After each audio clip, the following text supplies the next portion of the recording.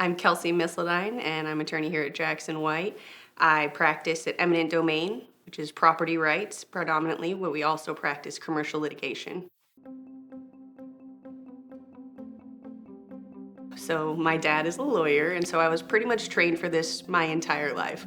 I didn't know it, but apparently it was teaching me every time that I was having discussions, conversations, any arguments, winning those arguments with my parents, was training me for this future. So eminent domain is essentially the government has the authority to come and take your property, but to do so they have to pay you just compensation. And so where I come in is it's never just when they offer money. So they will usually offer pennies on the dollar, and our job is to help fight for property owners specifically to get what they deserve. We get appraisers, engineers, work with the actual property owners who see the day-to-day of their property and how this is going to impact their life. Have good legal counsel. The system is set up where they need to pay fair market value. We joke in our practice that if the government ever offered fair market value, we'd have to find a different practice area. Fair is never what you're going to be offered.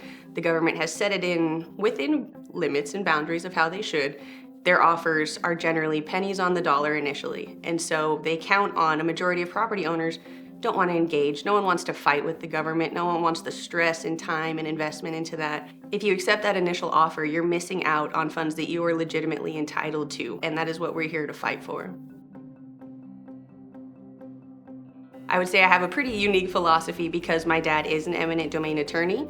The government's taking property. My dad fights to get that money for the property owner. So my comparison is my dad was Robin Hood. My dad would fight the tax collector and get the money for the people who actually deserve it. So I grew up just wanting to be like my dad. I wanted to be Robin Hood. I wanted to help the people get the money that they're entitled to and get it back from the government. The most rewarding part is being able to help the people that saw no hope. They saw the government coming in and taking the homestead they had built for generations in their family.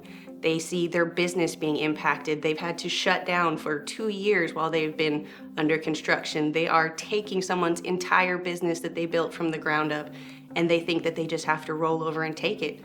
It's not the case.